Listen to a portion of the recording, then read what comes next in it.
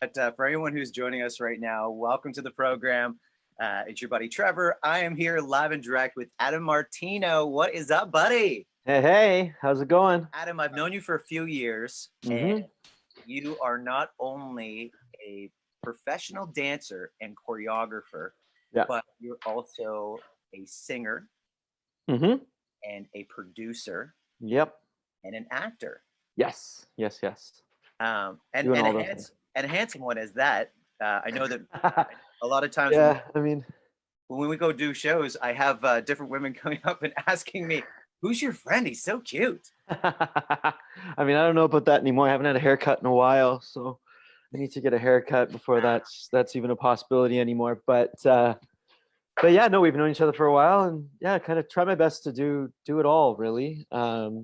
With my company, Breakaway Entertainment, and then just kind of as my own personal brand, Adam Martino. So yeah, but Yeah. So let's talk a little bit about how we know each other, and then we're going to dig in hmm, deep of how it all began for you. So I met you a few years ago. I think it was through Kate, right? yes, 2012 was the year. Wow, 2012. It was So the summer of 2012, so it's been 8 years now. Um, yeah, I mean, I guess it was through Kate Wiltshire. If she watches this, heyo. hi, Kate. But yeah, I had just graduated university. Graduated with a dual degree in urban geography and economics.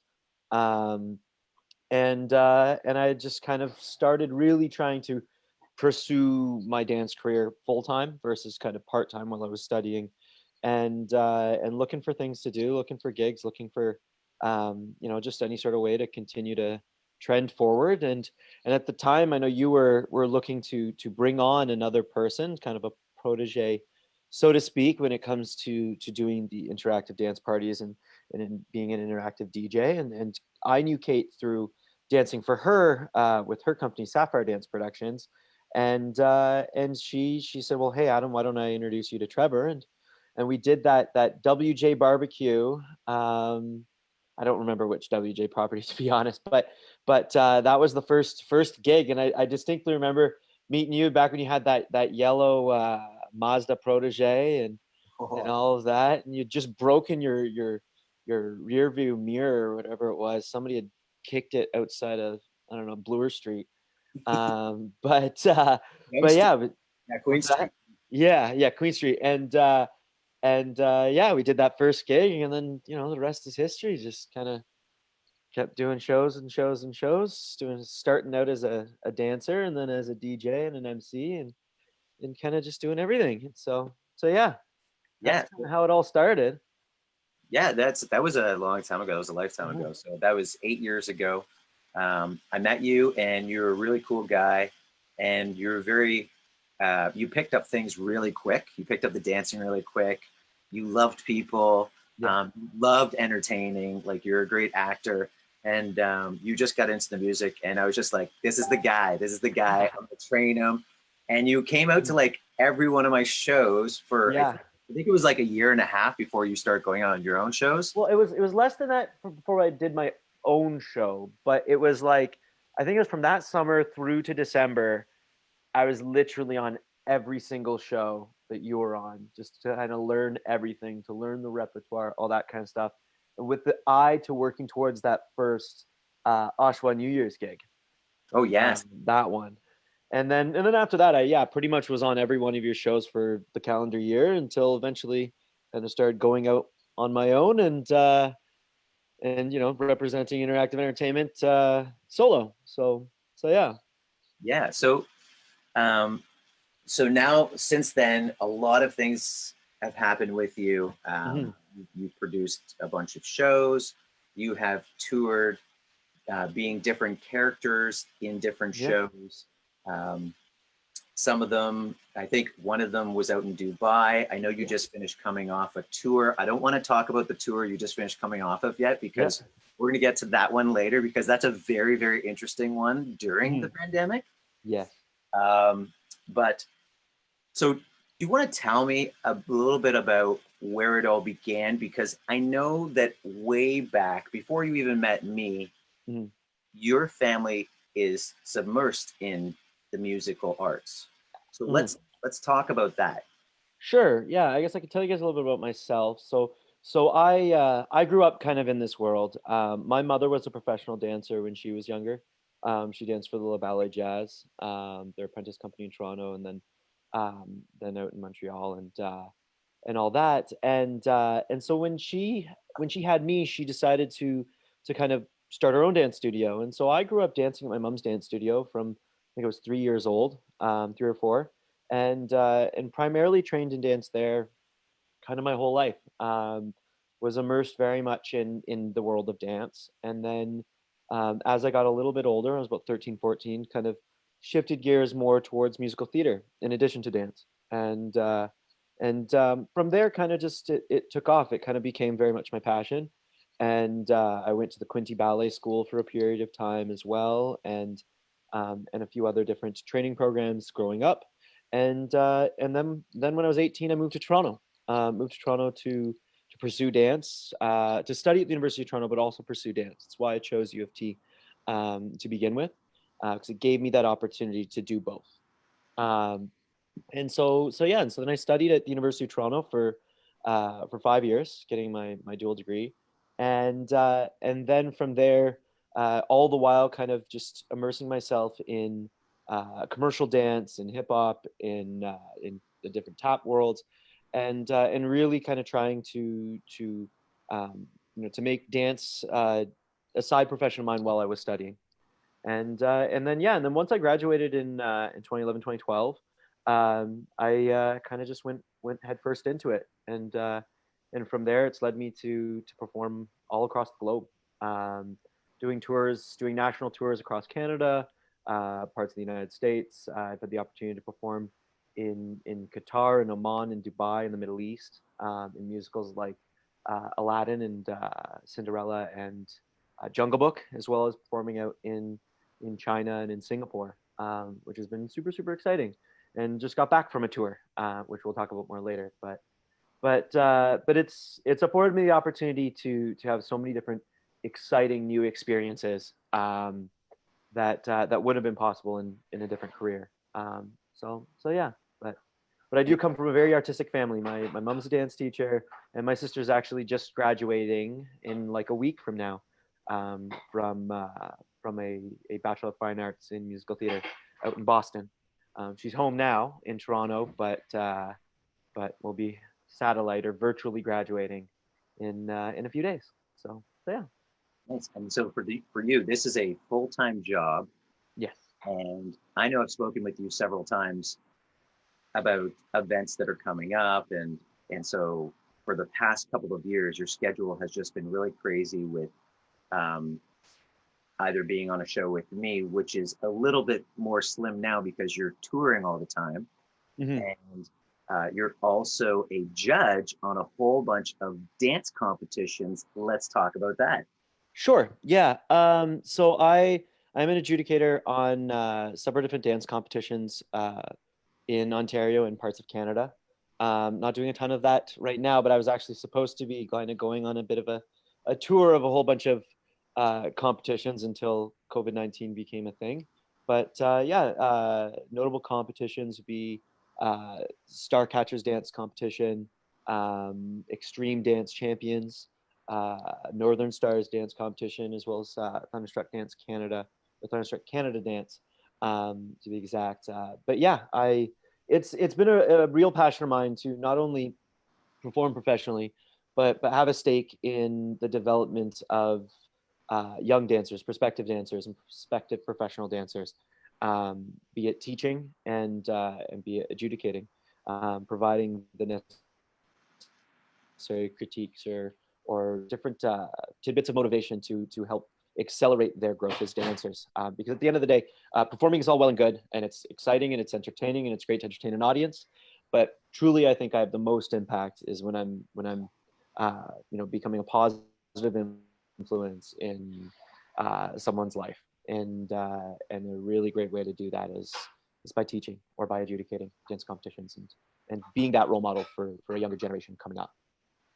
Yeah, and I've seen a whole bunch of your videos where you've actually produced Yes. dances, not just to teach one person, but to actually have several different people up on stage doing different things, and then choreography. Mhm. Um, and so, do you want to tell us a little bit about that? Maybe talk about one of your favorite productions that you produced. That produced, sure. So I run a company in Toronto called Breakaway Entertainment. Breakaway Entertainment is a theater production house. We specialize in what we call theater dance. So it's a dance company that's not quite a dance company, but also not quite a musical theater company, if that makes sense. Somewhere in that middle kind of world. And we create a number of different theatrical show properties. Our two most famous ones, are the ones we're most well known for, would be one show called Tales of a Cocktail that we actually had premiere just this past summer at the Toronto Fringe Festival, and it did another run in Toronto at the historic Alumni Theatre. But the one I'd say I'm most proud of is our show called Anatomy of a Dancer, a tribute to the life of a song and dance man. It's a musical telling and chronicling the story of Gene Kelly, who for me is a huge role model and really big inspirational figure. But it tells his life, and it shares his life. And I think it's super, super important, especially because everybody knows people like, say, Travis Wall or Bob Fosse or Derek Huff. And they're all very, very great at what they do. But there are people like Gene Kelly or Fred Astaire that I feel like are slowly being forgotten. And it's kind of my mission to not let that happen, because the stuff that they created, the moments in dance and in theater that they created is so incredibly exciting. And so yeah, we produced that show in 2018, originally premiering at the Toronto Fringe Festival.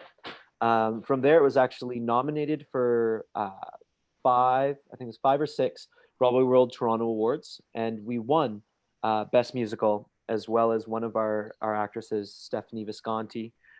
She won Best Breakout Female Artist for the Broadway World Toronto Awards for it. And as a result of all of the accolades and good press from it, we got to be one of the selections for the Next Stage Theatre Festival.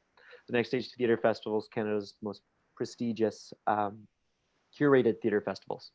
It's also run by the Toronto Fringe, and it runs out of the Factory Theatre. So in 2019, we remounted the show in January 2019 for Next Stage. And our hope and our goal is that once we come out of all of this, that we build it out even further and take the show on a tour.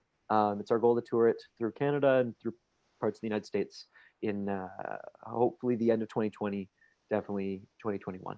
So yeah, that's the show I'd say is the one I'm most proud of and most excited about right now, and what I'm really excited to see through once we're able to get off of our couches and get out into the world just a little bit more. So yeah. Okay. Well, I know I've seen three different productions that you put together. Mhm. And for anybody at home, these are not amateur productions. These are professional entertainers who work extremely hard to really bring the characters to life. And Mhm. they're spectacular. I've enjoyed all of them. Although my favorite, because for anybody who knows me, I was in a tribute to a boy band. And so Adam was in a production, which is, I believe it was called You Want It What Way? Yes, You Want It What Way? A Boy Band Tale.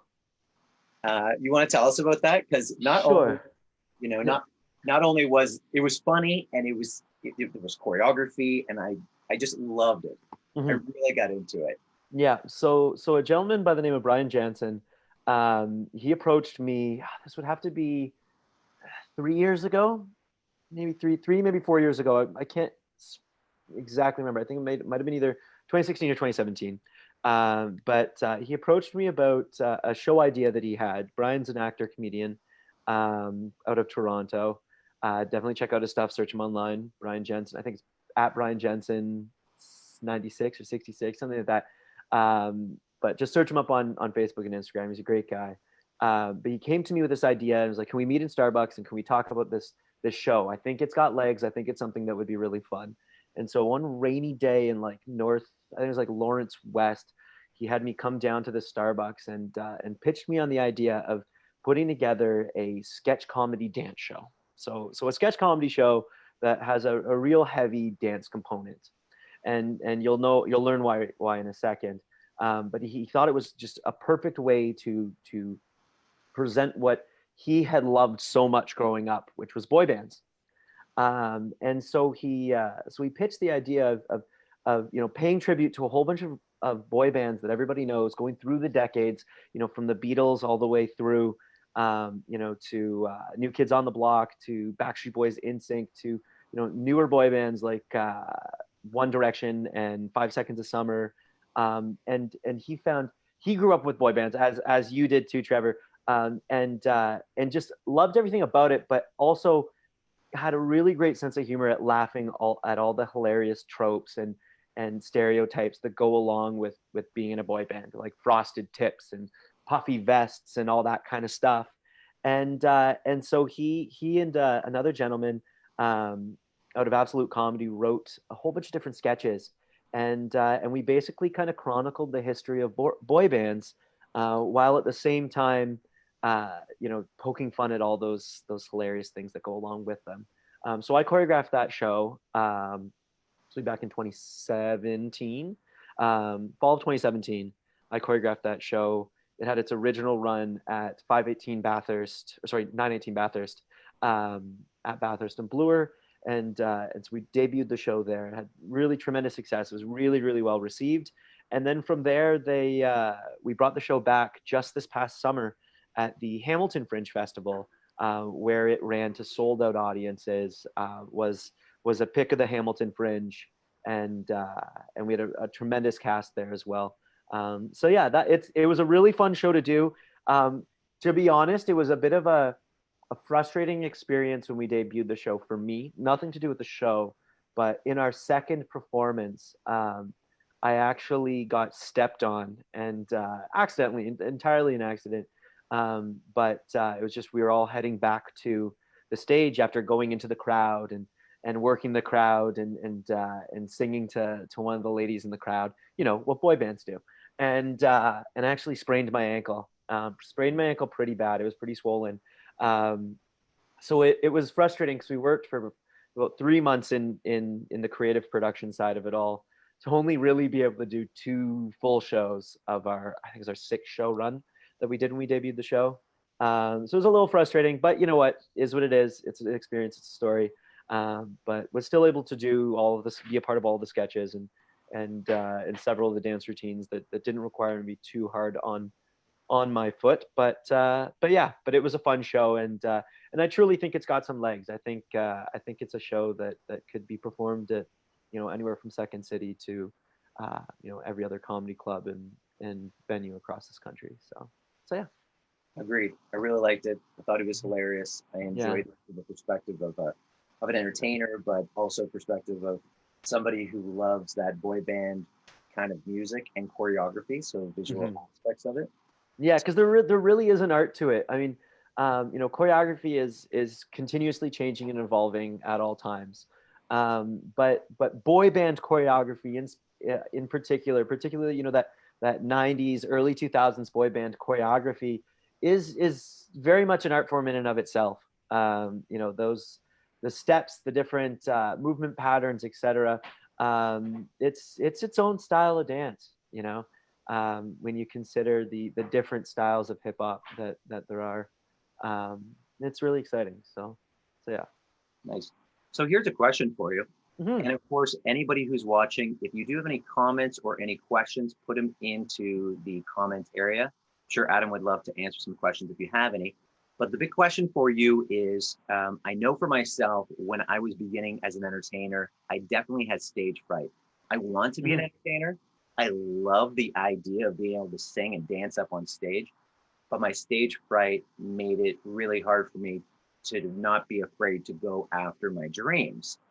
So the big question for you, because you're making your dreams come true, what do you feel is something that you would like to pass on to the younger generation on how they can prepare themselves to go after that audition, or prepare themselves to go up on stage and sing and dance? Yeah. Okay. So I mean, so growing up, I guess I was kind of lucky. Being kind of injected into the dance and the performance world at such a young age, you kind of develop a bit of a fearlessness to what you're doing. I was lucky in for a second reason too, is my mother was a dance teacher, and so she choreographed all of my dance numbers as a kid, and all of my solos in particular when I would go to dance competitions or I'd perform in recitals and stuff like that. But to be perfectly honest with you, I was a really bad student. Um, I wouldn't necessarily practice at home, not until I got a little bit older. I wasn't necessarily super invested in it growing up until about 12 or 13. I just danced because my mom had a dance studio. But as a result, I would forget my dance numbers all the time. Not so much my group numbers, but my solos all the time. And the one thing my mom told me is, listen, don't go off stage. Don't step off stage. If you forget, the only person that knows that is you and I, right? So just keep going, and eventually you'll figure it out and you'll get back on track. And so I must have given my mom bits at dance competitions, because I would never do my dance the same twice, ever. But developing that ability to improvise, and to improvise without looking like I'm improvising, was an incredible tool for me, and it kind of gave me that fearlessness that even if something goes wrong, it'll be fine, because I use this phrase when I talk to dancers who might be nervous before they go on stage, or people that might be unsure of themselves. There's no such thing as wrong answers or mistakes. There's just different choices, right? So say you're in a musical and you happen to forget a piece of choreography. um, you didn't forget the choreography. Your character just made a different choice. They just decided not to kick their leg, or do that jump. They decided to maybe go for a stroll instead. As long as you stay within character, as long as you stay the person performing on stage, it doesn't really matter at the end of the day, right? Now, of course, if you're a rockette and everybody's supposed to look exactly the same and you're clearly not the same, that's a different story. But as long as you come with that level of professionalism that they're here to see me, and they're here to be entertained by me, um, you don't need to be worried, because they've already invested in wanting to see you, which means there's a level of them already being impressed with the fact that you're on stage. So now all you have to do is perform what you've trained to do. Um, and so so I would just say, you know, be fearless and be confident in what you're doing. This is what you're here for, and as long as you're having a good time and you're performing the character that you are on stage, your audience will enjoy what they're watching. And if they're not, then they'll leave anyways, and so who cares? They're not watching you anyways, so it doesn't really matter. So yeah, but that's kind of my long route to that answer. I hope that answers the question. Okay. Yeah, well, I love that you said, um, don't leave the stage, because that's very Yeah. important. And I Yeah. think when people's egos get crushed, or they're feeling very self-conscious because they've made a mistake, you just keep going, because you're right. Not everybody knows unless they've seen the show No. over and over and over again. Not everybody knows unless Yeah. it's the rock dance where it has to be exactly The choreographed. same. Yeah. Um, and so when I was in the boy band in the beginning, Hmm. I got thrown into it, and they gave me like 20 songs to learn choreography, 20 songs to learn the songs. And 3 weeks, in 3 weeks, I was in Dubai performing out in Dubai, and I had two shows prior to, one in Sault Ste. Marie, one in Yeah. Sudbury. And I remember my first live performance was in Sudbury, and I Hmm. was so scared. I was so scared. I didn't even know half the lyrics, and I was the lead character, and I didn't Yeah. know half the choreography. Hmm. But as my agent said to me, he said, listen, you're an awesome dancer. If you forget the choreography, just make it up. You're the guy in the center. Don't worry about it. But you got to learn it, right? Yeah. Uh, but the other question to you is, so that's mentally how you prepare yourself. But how do Mhm. you physically prepare yourself? I'm sure you do some vocal warm-ups, some stretching. Do you want to go through that with us? Yes, absolutely. So ultimately, here's the thing, and I, as I get older, I increasingly realize how important this all is, because your body is it's your vessel, it's your tool, it's your means for success in this industry, and if you don't take care of it, then you're not going to be successful. Your facility, which is your body, is the most important thing, and so ultimately, I you have to eat right. which is something I didn't do a lot of growing up. Cheated that way, but now I've got full diet plans that ensure that I can stay in tip-top shape. The one thing to remember is abs are not made in the gym; they're made in the kitchen. So it doesn't matter how many crunches you do or how many chin-ups you do. If you're eating trash food, it will not help you and it will be counterproductive. So eating right is paramount over everything. Most important thing to do. And then from there, yeah, I mean, a typical day for me is to ensure that I'm running or at least walking 5K a day at least, trying to sweat every single day. For so many levels, it keeps you healthy, releases toxins in your body. It also ensures that your stamina and your endurance is elevated, and that your metabolism is in peak working order. And then in addition to that, I'm of the opinion, especially as a performer and as a dancer first performer, going to the gym and lifting a ton of weights, and kind of subscribing to the bodybuilding P90X kind of way of thinking with the industry is not necessarily a good thing, because that actually tightens up a lot of your muscles. So resistance training is 90% of my workout. Everything from resistance bands to swimming. I do a lot of that, focusing basically from my top down, strengthening all of my muscles from my head down to my toes, focusing on my core primarily, because a good core ensures that you won't injure yourself. If you have back pain, you need to do abs. The reason you have back pain, more likely than not, is that your back is grabbing those muscles because your abs aren't doing the work that they're supposed to be doing. So you're lifting from your back instead of your abs or from your core, things like that. So I do a lot of core work and then a lot of arms, and then a lot of legs. As a dancer, it's super, super important. I've got a squat exercise and routine that I do most days to ensure that all the muscles through my legs, and most importantly, especially as a dancer, through my metatarsals and through my feet, because those fast twitch muscles are so important when you're dancing. As well as I've had 2 injuries, right? I've sprained and torn the lateral ligaments in both of my ankles. In a really bad way in my my left ankle, not as bad in my right ankle. But it becomes ever more apparent to be doing those sorts of physio exercises every single day to ensure that my ankles stay strong. Because once those ligaments tear, they never repair, right? You need surgery to repair those things. So how you combat that is to ensure that the muscles around those ligaments are twice as strong. So that way you never rely on your ligaments to catch yourself. You rely on your muscles to catch yourself. So I do a lot of that most days. Of course, taking rest days as needed and as necessary, so that you don't overwork your body, because that can be just as bad. And then I stretch, similar to my physical exercising and physical workout. I start from the top down, stretching out everything from my neck all the way down to my shoulders, down to my toes, to really just make sure that my body is in peak physical condition at all times.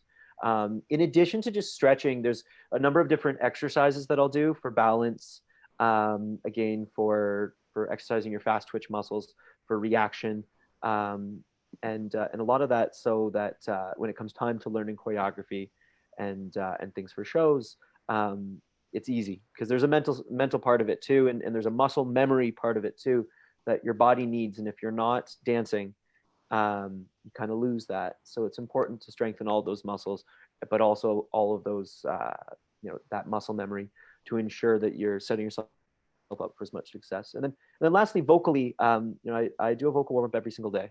It's about between 10 to 20 to 25 minutes every day, depending on how much singing I'm going to do in a day, and depending how high I have to sing in a day. If I'm just keeping my voice in shape, I'll do some light humming. I'll drink some tea, and I'll do just a standard vocal warm up. But if I know I've got to hit some high notes, hit that A,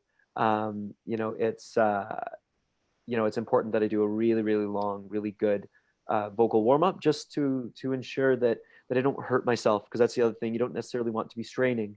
If you're straining through your throat to hit certain notes, That's a really, really easy way to doing vocal damage and potentially getting nodes on your vocal cords, which you need, again, surgery to remove. And that's not something you want. So I do that every single day.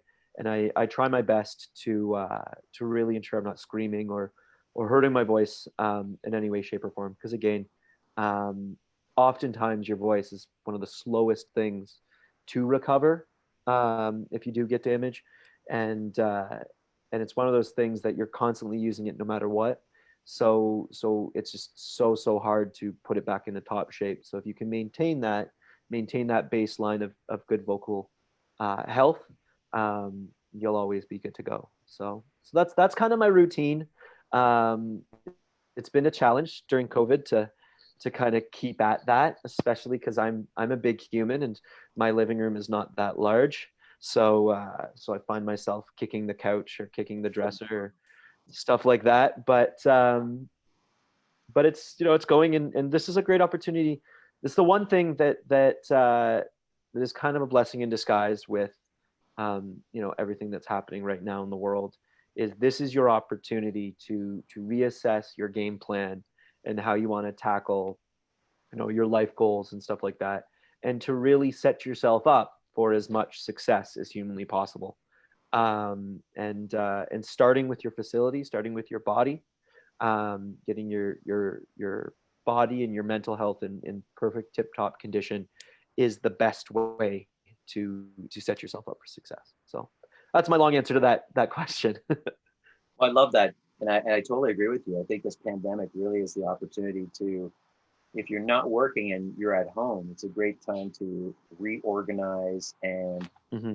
figure out what you have, what you own, um, and take care of your body, and maybe put yourself on a different path if you have any issues that you want to change in your life. And then there's doors that will be opened That's when it. all this goes Mm-hmm. back. Maybe it was time for you to change your career. Not you, I'm talking about, but I'm just saying other Yeah. people. But there's lots of opportunity, like you said, there's lots of opportunity. And that Yeah. brings us to the next part of our adventure, because you say pandemic. Yeah. So I have a little video clip here that I want to Sure. play. We're going to try and get the video playing, but if we can't get the video playing, we're going to at least get the audio playing, and that's more Yeah. important. Yeah. Now let me preface this. So I've never released this at all. I do plan to soon, but during the pandemic, during COVID-19, myself and an incredibly talented artist. She's from Toronto. Her name's Augusta Ray. Check her stuff out. Augusta Ray Music. You can find her on Spotify. She's got some amazing music. She writes for all sorts of different great artists out in Nashville. She basically splits time between Toronto and Nashville. Check her out. But her and I kind of got together. I'll tell you guys more about it after the fact. And we just jam most days during the beginning of this pandemic. And let me preface that I actually learned this song in 20 minutes. So it didn't really have any rehearsal time, but we learned it real quick and we just filmed it just for fun. And this is the product. So I hope you like it. Don't judge too hard. I might mess up some of the words or some of the melody because I only spent 15-20 minutes on it. But yeah, this is it. All right, let's give it a shot.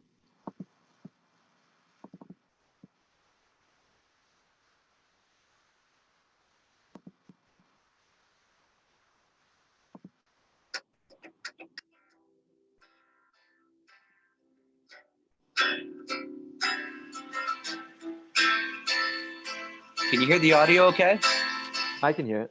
Perfect. The dawn is breaking, the light shining through.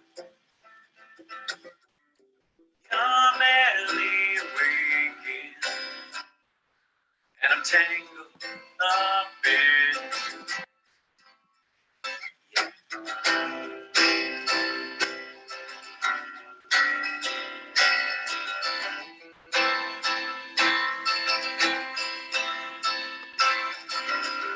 I'm open your blues. I follow your go. I worry I won't see your face.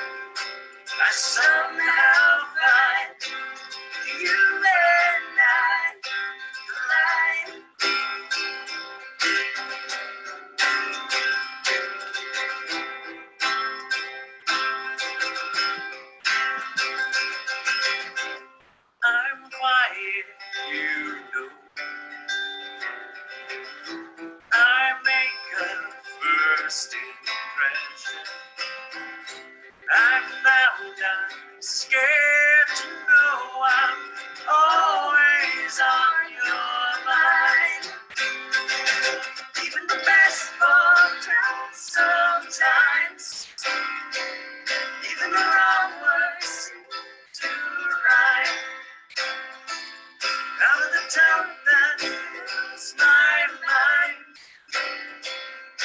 I somehow find you and I collide. Don't stop here.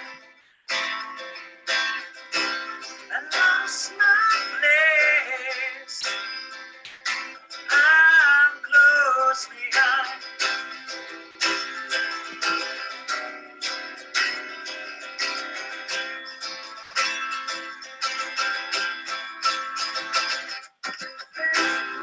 Down sometimes, in the wrong words to right.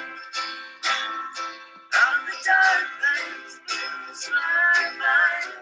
So, all right, I'm going to take it down. That was an awesome. I love that song. Can you hear me okay, Adam? Yeah, I can hear you fine. Sorry about the video. I don't know why it didn't play, but it just said it wasn't going to play. It says it's on pause. I don't know. I tried to undo it, but who knows with Zoom? They're always changing things for security reasons. Mm-hmm. Yeah, but if you want to check it out, I'll probably be releasing it out on my YouTube channel, so just search it up. Collide by Adam Martino and Augusta Ray. The song's an old Howie Day song. But yeah, just find me on social media at Adam Martino 1989 1989, or just find me on Facebook, and it'll be posted in the next couple days. So you can check it out there too. But yeah, hope you enjoyed it. So it's just some fun jams that that we were kind of taking part in every single day while we were kind of starting this whole COVID situation. So yeah, so that's the kicker, right? So you are on a cruise ship doing a tour, and the pandemic happens. And so let's talk about where you're touring, how long you were out in the ocean for. Yeah. And then let's talk about you being stuck out in the ocean and not being able to port, because that's such a crazy experience. And like, not many people get to experience that when there's some big crisis happening in the world. You know what I mean? Like, what an experience. A lot of people are locked at home and they're like, oh, that's a crazy experience. But to be out in the middle of the ocean, you know. Yeah, it was definitely experience. I mean, it's crazy too, because I started this contract and everything. Originally started my work with Carnival Entertainment on a few other different projects and things, running away from a hurricane. If you'll remember that, Trevor. That was my first relationship with the company, and we were running away from a hurricane that was about to hit Florida, and so we had to get onto a ship to sail away, because it was the only way to keep people safe when we were supposed to be shooting stuff at their studios. And so yeah, so that was kind of my life originally, and then what that spawned into as a tour.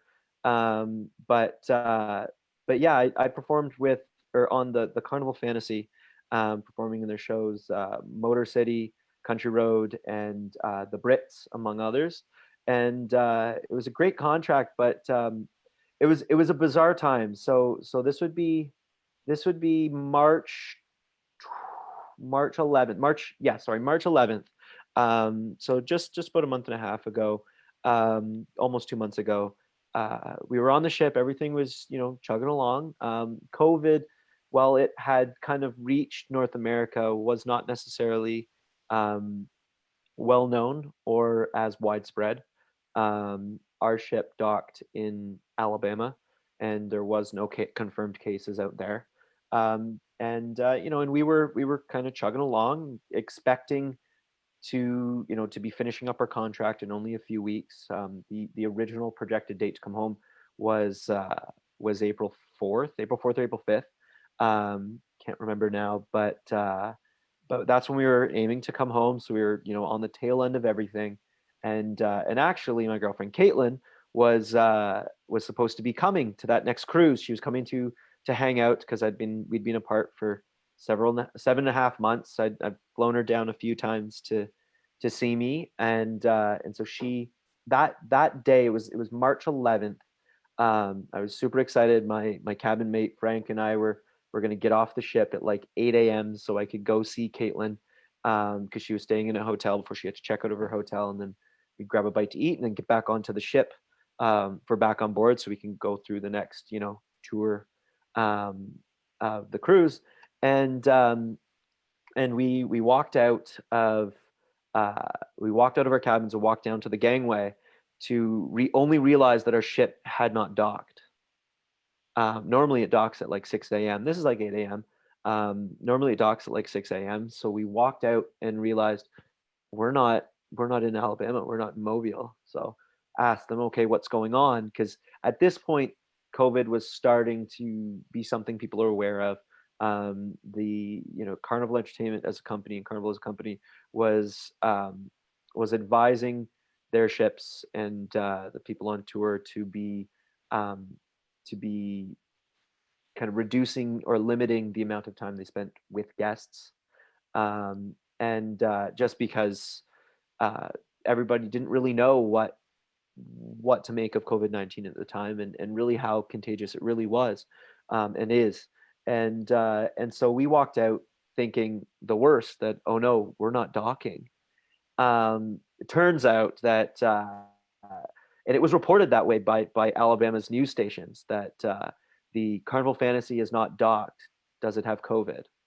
And this was right when the Princess Cruise Lines reported their ship had cases on board, and they were quarantined off the shores of I think it was Japan. But yeah, so it was reported that way, but it turned out it was just fog. One thing about our home port was that on occasion it gets fog, and when it's too foggy, the ship can't taxi in.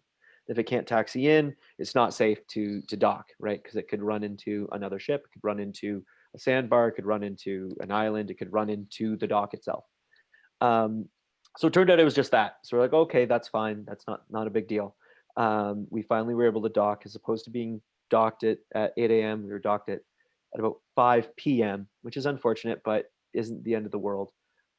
We brought our new guests on, and we left to do that tour. That itinerary of that tour would change from going to Cozumel to actually going to Progreso, which is in the Yucatan in Mexico. So it slightly changed just based off of how long it takes to sail out that direction. And so we everything was business as usual until about March 12th. So the next day, March 12th, at about 10 to 6 o'clock, we got a text message from my cast manager, saying emergency meeting in the girls' change room. And so the cast all went, and our cast manager looked at us and went, so we did the Brit show last cruise, we did the Welcome Aboard show last cruise, we did Towel Animal Theater, our children's show, and I played the lead in last cruise. Those are the last times we'll have ever done those shows. We are closing Motor City and Country Road this cruise, and we're suspending operations. It was super, super abrupt, because we all expected to have, 3.5 more weeks on the ship. And it became super, super bittersweet. We remember looking at each other going, is this really the last time we're doing these shows? And thankfully I had Caitlin with me, because I went to Caitlin after sound check and found her and said, okay, I'm going to give you my phone. Can you videotape these shows? Because I'm not going to have an opportunity to do any of that, because we're gone, and at that point, everything was very much up in the air. We didn't know if we were leaving at the end of that particular cruise, or if we were going to be staying on board. There was so much unknown, at the time. The United States hadn't closed borders. There was lots of talk of it. The cruise lines didn't know what to do. The different entertainment companies didn't really know the best course of action. Everybody was just trying to gain information, and it was a really bizarre last kind of itinerary, because we'd have guests coming up to us and they'd ask us questions and we wouldn't know, or we would be very unclear of what our situation was, but we couldn't necessarily project that out into the world, because the people that are coming with us on this tour are, we don't want to take away from their trip or anything like that either. And so it was a little crazy. And so we made a point of cleaning all of our costumes, cleaning all of our props, getting everything ready in the event that we might have to literally pack our bags in a night and fly home. But that ended up not happening. And so Caitlin left just like a normal guest. Said bye to her. She flew home, and then proceeded to self isolate for 14 days. But then our ship stayed docked in its home port and stayed there for 14 days. Stayed there for 14 days. We would go out to make water and electricity and to dump waste, clean waste, of course, not the bad stuff. The environmentally friendly things that we could dump, and do all that kind of stuff. So we would anchor outside of the port. But for a period of 14 days, things were very much up in the air. We knew we were done. We knew that the ship was not going to be operating or taking on any guests. We just didn't necessarily know when we were going home, which is actually the hardest thing. If you know you're going, great. If you know you're not going, that's great too. It's the not knowing what your life situation was the biggest challenge. But basically what they had to do was keep us self isolated for 14 days on the ship. Everybody had come in contact with each other, so there was no sense in confining us to our cabins. If one person had it, the ship would have to isolate no matter what. So it didn't matter. We were confident that we didn't have it. Our ship, or Alabama as a port where we take on guests for new tours and itineraries, didn't have any reported cases at the time, and so we were super confident that it wasn't going to be an issue. And by about day 5 of self isolating on the ship and hanging out and doing nothing and not having cruises, it was pretty clear that we were all safe. So it was a weird time, hanging out and going to grab food, and just I would teach dance class to my cast and stuff to pass the time, but we just were in this weird limbo until about 2 days before we flew home, which was March 30th. We got a whole bunch of people in the entertainment department. On the 26th, we're told we were leaving, that they were going to take us off the ship, and over time they were going to debark people as they can find flights and way out. Anybody who's non-essential, right? Every ship needs to have, I think it's something like 17 people on board to operate it. It's mainly so the ship doesn't crash. People in the engine room, people on the bridge, officers primarily. But they had told everybody in entertainment, because we're not essential staff, that we'd be flying home. I got my flights 2 days before, and then had my flights changed about less than 24 hours before, just because suddenly airports were closing or airlines were reducing flights, things like that. But got home and then had to proceed to self isolate here in my condo for 14 days. And yeah, it was a bizarre / bittersweet end to this contract, but and this tour, but it's definitely a story. The crazy thing is, there are still a number of my friends that are still on ships. Right now, most of the cruise ships are operating to get people home, but because so many borders have closed and so many airlines have stopped service to different places, when I left, there were flights. When really quickly after that, there weren't. Countries like, I have friends from Guyana and Saint Lucia that were working with me, and and their countries closed the border completely. And it's not like Canada, where if the ship was in the United States, I could get off the ship, I could rent a car, and need be drive all the way to the border across the country, and then drag my bags across the the Rainbow Bridge in Niagara Falls. That's not possible for an island nation, you know.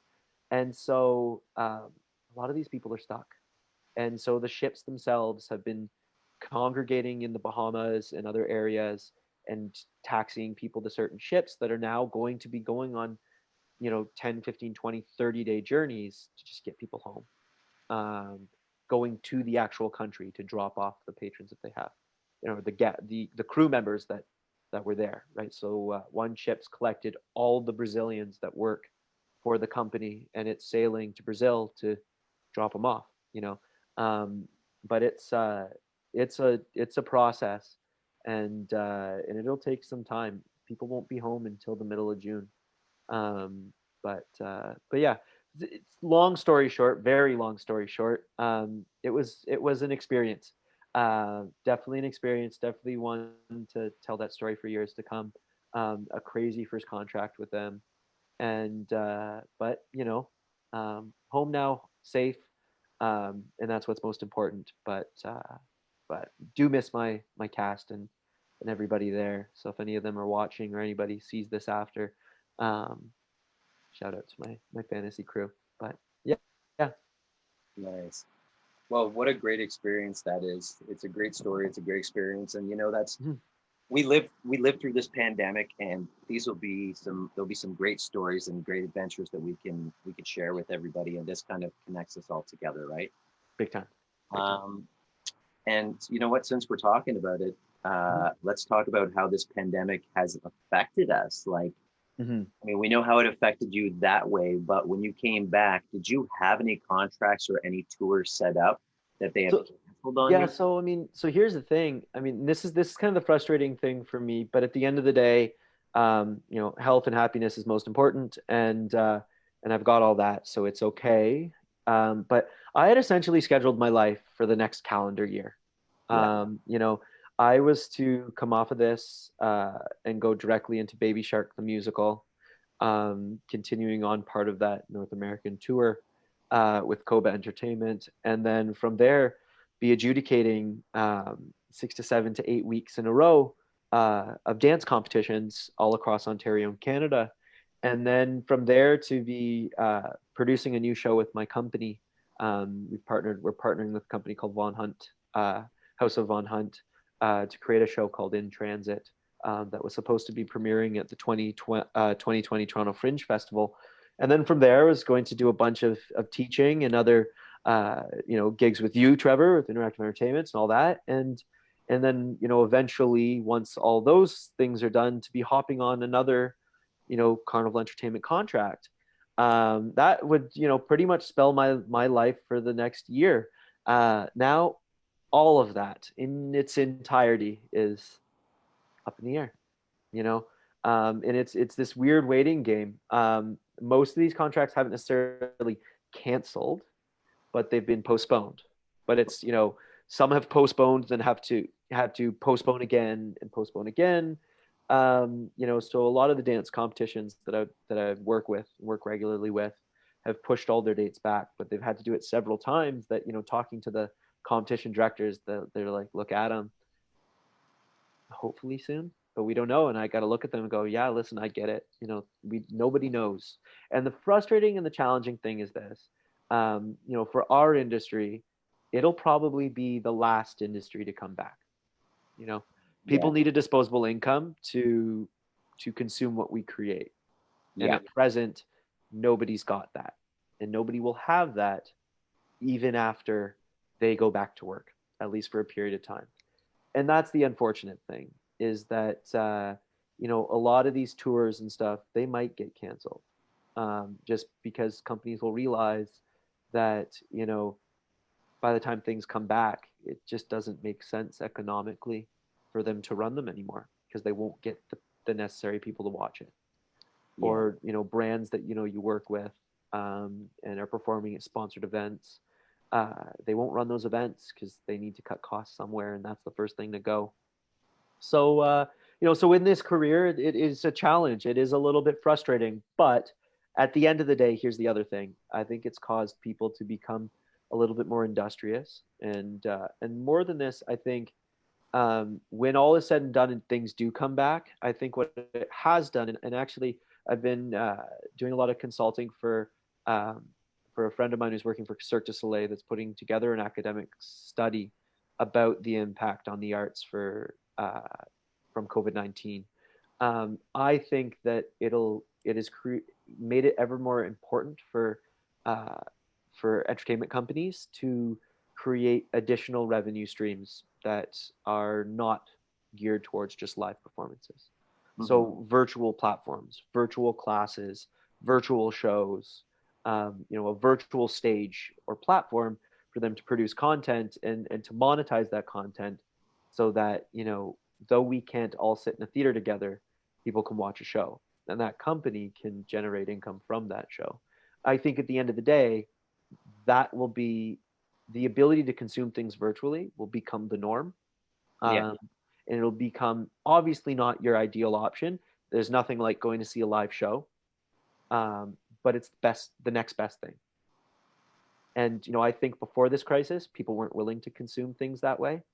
If I'd ever ask a friend, "Hey, come take my virtual dance class," they'd go, "Nah, I'll just take a real dance class, a live dance class." Now, I think people will take live dance classes all the time. That's their first choice.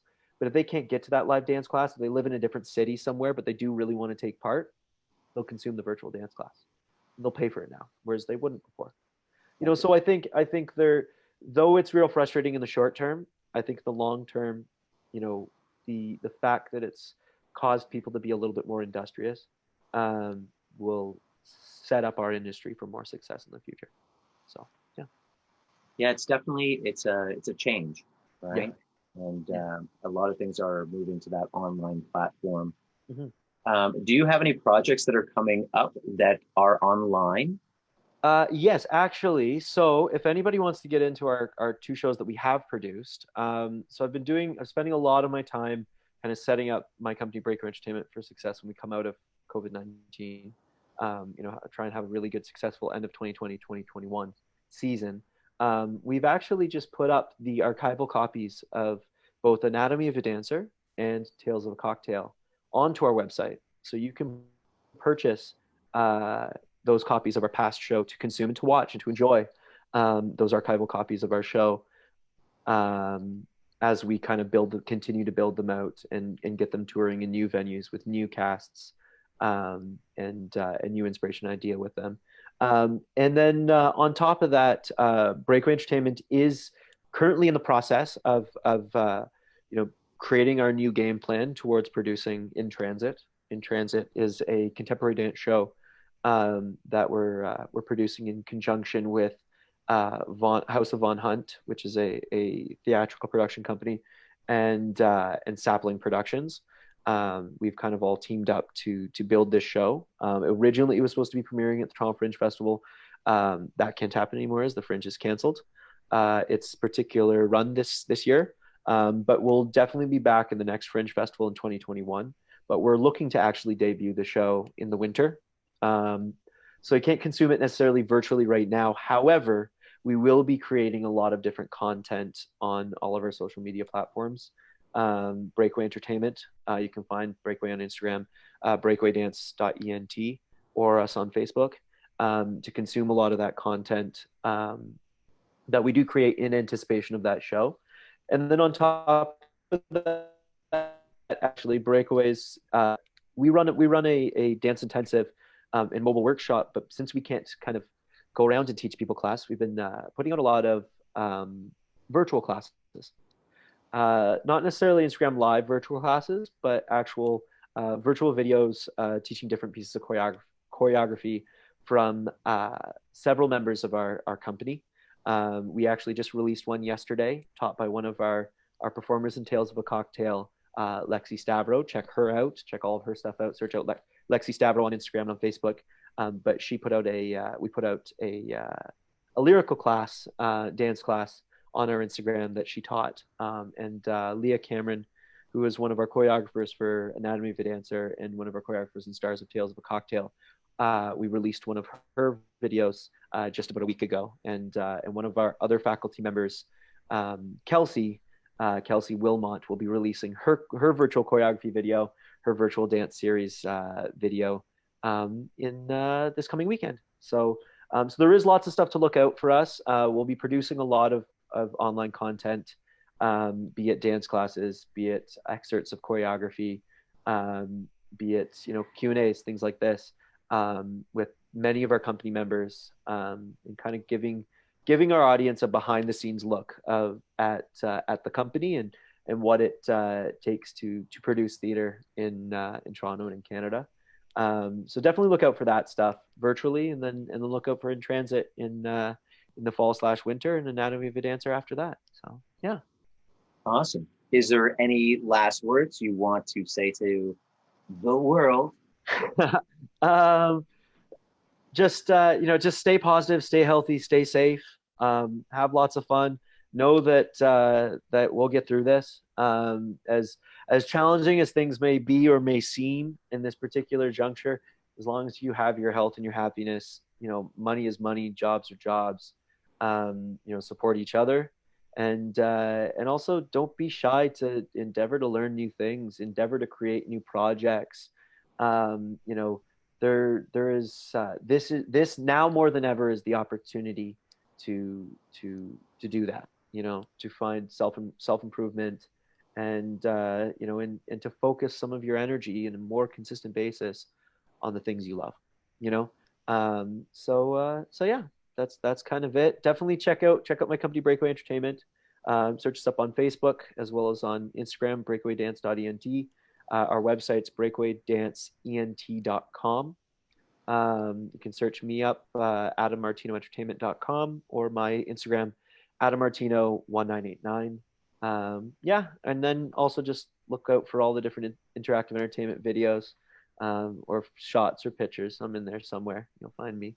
But yeah, and Trevor, keep doing these, man. These Q&As are awesome. Having people like Cho Claire on, and just all sorts of different industry professionals. It's inspiring. It's fun. It's exciting, and it's a great thing to be doing right now while everybody's hanging out here at home. Yeah, definitely.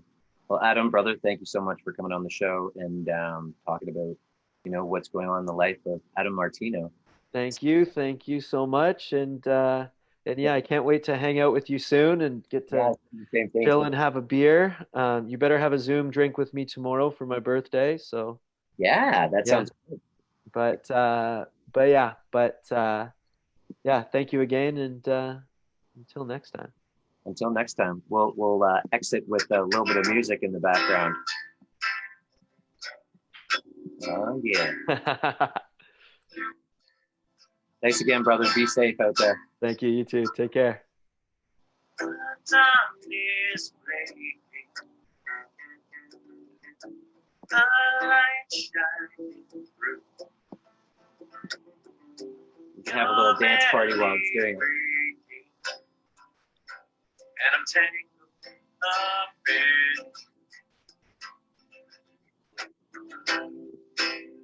I really like this when you sent it out to me. Yeah, it's a fun one. We made several other ones, so I'll definitely send them your way. Yeah, you sent me a second one. Yeah, I think I sent you Wonderwall. It was Wonderwall. We recorded You're Beautiful by James Blunt. I can't remember. I've got them all. We recorded a bunch. We just basically sang together every day. Nice.